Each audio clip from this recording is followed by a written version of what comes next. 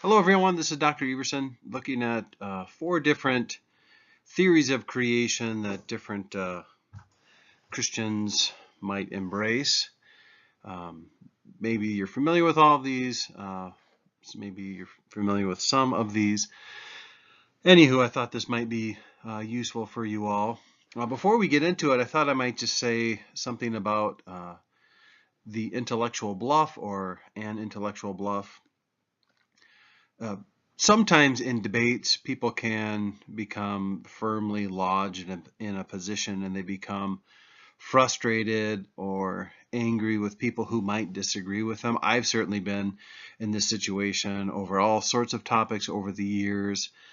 And I'd like to think that as time has gone by, I've become I've become wiser and I've become more patient. Hopefully that's true. And one of the things that sort of helped me is I've changed my opinion on a variety of things, whether it's politics or religion, uh, how to raise a child, sports teams. I mean, there's all sorts of things I've changed my opinion on. And so when I encounter people that hold a position that I used to hold, then I'm sympathetic to them, even though I don't disagree with them any longer. And I think that's probably the best approach when it comes to a debate regarding the age of the earth or the nature of Scripture. It's good to be sympathetic with the people that you're speaking with, uh, and it's also good to whenever I think it's good when you discuss a topic to discuss and we should seek to understand the people that we're speaking with. And so, I have my own views on the nature of Scripture and the age of the earth and how things came about. And I know there's lots of people who don't agree with me. We're all in this situation. And, I could be wrong. And when I speak with people, I really want to understand where they're coming from. Granted, excuse me, granted, I'm probably not going to change my mind when I speak with them, but there's a real benefit in speaking with someone, trying to understand where they're coming from. And that people can tell, right? You can tell when you're speaking with somebody whether they're really listening to you and they're trying to understand you. And if they come away feeling that you were trying to understand where they were coming from, that is a very positive and good thing. If you're speaking with them and they can tell that you are waiting for them to shut up so you can give your argument to shut down what they were just saying, they can tell that too. You can often just see that sort of in their eyes. And so anyway, I just think, especially as pastors or people who work in the church, it's good to be respectful and really try to understand where other people are coming from, and not necessarily just give them the sales pitch to, come join my team. And I think on creation, this is something where, there is room for your view of creation doesn't get you into heaven or hell, right? This is something that can be debated. Right, it doesn't get you on or off the team. Okay, so let's just walk through some of the different theories. The first theory I'm just going to call the 24-hour day theory. This is uh, the traditional perspective, right? I think for most Christians through over the last 2,000 years, they've believed that the earth was created in 6 24-hour days. And along with this is the idea that the earth is young, right? The earth is 6,000 or 10,000 years old, and it was created, not all that long ago.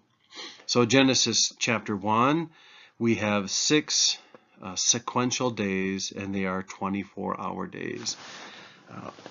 The probably uh, the most prominent proponent of this perspective would be the Answers in Genesis folks down in Kentucky. I spent 15 years or so living in Cincinnati. I went out to Cincinnati to do my PhD at Hebrew Union College, and sort of stayed there for work. I taught at a number of different schools down in that area. And I visited the Answers in Genesis Creation Museum, and actually I was able to visit the Ark Encounter, I think is what they call it, which is a little farther south into Kentucky. And they're very influential. They have quite an impressive couple of venues down there with the museum and the Ark Encounter. They have quite a lot of curriculum that's very popular. I went to a church that used Answers in Genesis, and they have a lot of really solid traditional Christian material. So, however you feel about these folks, whether they're doing God's work or they're too closed-minded, there's a lot of really solid Christians who work there, and I think they're doing a lot of good work. The problem with sort of the strength of this is that they're they have sort of a high view of Scripture, and they really put the Bible forward as a source of authority, and they look to Scripture as as something that's central to the faith, right? And that's a good thing, right? Having a high view of Scripture is a good thing. The downside of the 24-hour day period is that there is some difficulty in reconciling this view, a young Earth, with the opinions of the scientific community, and so they're at odds with that, and that's a challenge. And of course, they would say this too. The Answers in Genesis folks would say this. One of the so there's the geological record looking at layers of rock. This could create challenges. The fossil record could create challenges for the 24-hour day period. Light from stars, right? If the universe is 6,000 years old, how do you explain light coming from stars? That the light's been in transit. It's been traveling here for thousands, hundreds of thousands, or millions of years, if the Earth is so young. So, anywho, there you go. The 24-hour day theory. That's one option. Another option would be the day age theory, and this is the idea that the Earth was created in sort of 6 epochs or eras. The 6 days of creation mentioned in the first chapter of Genesis aren't 6 24-hour days. Each day refers to an age, and so there the Hebrew word for day is yom, Yud Vav Mem in Hebrew. Yom then is understood as an era. And they would point to passages in the Bible such as, a day for the Lord is like 1,000 years. And this is what we have being described. And, in English we would say, in the modern day and age, and in the modern day, or these days, day they're referring to an extended period of time. The strength of this is that they're attempting to reconcile the opinion of the scientific community with these 6 days of creation. And there each day can be an enormous period of time, and so then it becomes very simple. And so they affirm both the historicity of Scripture, the historical accuracy of Scripture, and they affirm the opinion of the scientific community. So it's a way of affirming both.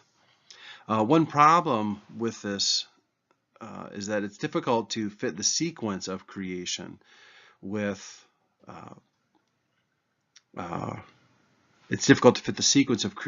the scientific data, or even just looking at it sort of according to common sense. So the sun, for example, isn't created on the first day of creation, right? There's day and there's night on day 1, but there isn't the sun. And so how do you have human life and plant life existing for, thousands or hundreds of thousands or millions of years when there's no sun? That's sort of difficult to explain. Another option for Christians would be a literary approach, And the 7 days then are viewed as being a sort of parable or an allegory. They're literary. They sort of represent something that's not historical.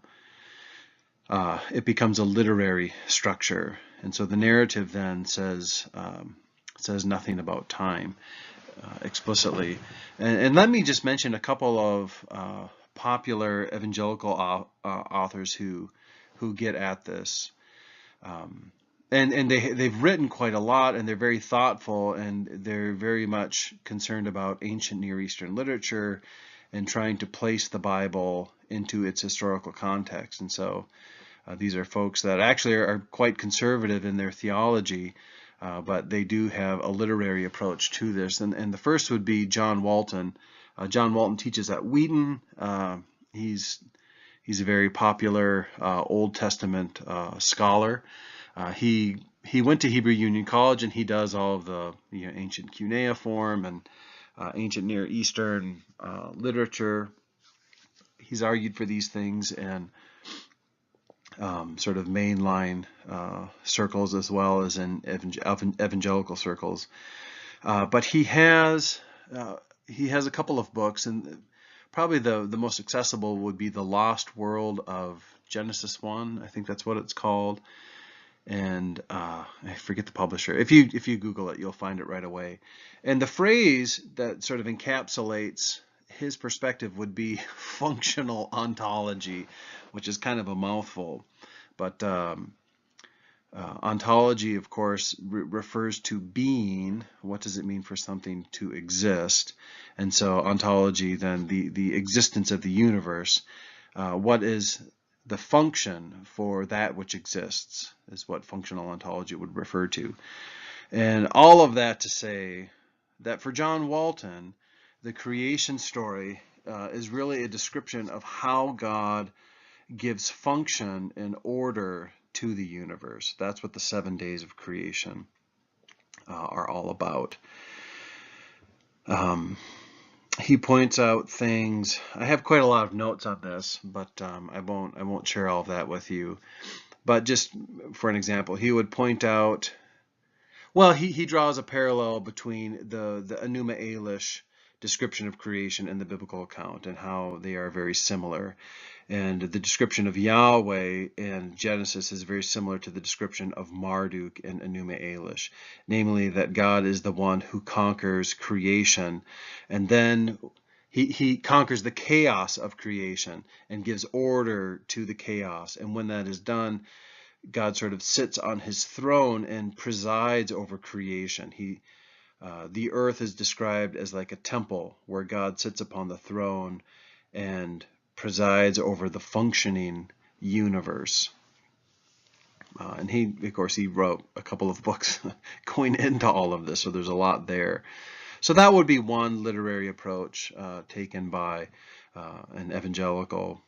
Another literary approach would be by a guy named Bruce Waltke, who has the so-called framework approach. The first 3 days of creation are paralleled by the second 3 days of creation. There's sort of two triads within there, and I'm less familiar with. I can remember less about Waltke's approach than I can Walton's, and maybe that's my Hebrew Union College bias. But anyway, the literary approach would be another option. And one challenge to this might be the biblical text itself, right? If you look in Exodus 20, chapter 20, verse 11, and this would be within the Ten Commandments, that passage seems to take Genesis 1 as being very historical. And let me just grab my Bible here and flip on over to Exodus chapter 20, verse 11. It reads, "For the Lord made the heavens and the earth, the sea, and everything in them in 6 days. Then he rested on the seventh day. Therefore the Lord blessed the Sabbath and declared it holy." Okay, so that would be a possible challenge to the literary approach. Okay, another approach that we could share here would be the so-called gap theory. I think this is becoming less and less popular. Grudem the systematician Grudem might believe in the gap theory. I forget where he lands on creation theories, but this is a theory that has been popular over the years among evangelical Christians. And the gist of the gap theory is that there is an enormous gap of time that occurs between Genesis 1:1 and Genesis 1:2. So in the beginning, God created the heavens and the earth. Bereshit bara Elohim et hashamayim ve'et haaretz. That's Genesis 1. And the earth was formless and void. Bereshit bara Elohim et hashamayim ve'et haaretz. Ve'haaretz hayata tohu vavohu v'choshek al panei tahom. And the earth was formless and void, and darkness was v'choshek al panei. I forget how the Hebrew goes. But anyway, in the beginning, God created the heavens and the earth. That's Genesis 1:1. That occurred a bajillion years ago. Then you go to verse 2, and the earth was formless and void. That verse, that occurred maybe 6,000 or 10,000 years ago. So there's an enormous gap of time between these two verses. And so the creation account in Genesis 1 is basically viewed as sort of a recreation or a special act of creation that occurred much, much later. And so the scientific ages that are described by paleontologists or geologists, these ages all occurred prior to Genesis 1:2. They all occurred in Genesis 1:1. And this is, it's very convenient. This is a very convenient way of describing, it's a convenient way of upholding both the biblical text and the opinions of the scientific community. That's the strength of it. The problem with is it seems a little too convenient, right? Nobody would read the biblical text and sort of come to this conclusion. So the text itself doesn't put it forward. This seems to be something that's foisted or pushed onto the text. And looking at it from a Hebrew standpoint, there's some translations of Genesis 1 that, and the Jewish, the New Jewish Publication Society, the New JPS translation that came out, I don't know, it was 20 years ago or so, views Bereshit bara Elohim. It's a funny, the syntax is funny in Hebrew. In Hebrew, the verb is supposed to come first in sentences. Whereas here you have this bereshit, which is in the beginning, or really just in beginning. There's no definite, it's not bareshit, it's bereshit. There's no definite article there. And then it's followed by a perfect verb, bara. Some people wonder if that shouldn't be a participle. And then it becomes a sort of circumstantial clause, which would result in an English translation, something like, when God was beginning to create the heavens and the earth was formless and void, and darkness was on the surface of the waters. Then God said, let there be light. So Genesis 1:1 and 1:2 are supposed to be a sort of circumstantial clause that set the stage for the first finite verb, which would be Vayomer Elohim Yahi Or, and God said, let there be light. And I think there's a good linguistic argument for that. And if that's the case, then the gap theory, has its work cut out for it. So anyway, there you go. 24-hour day, folks, with the Answers in Genesis down in Kentucky.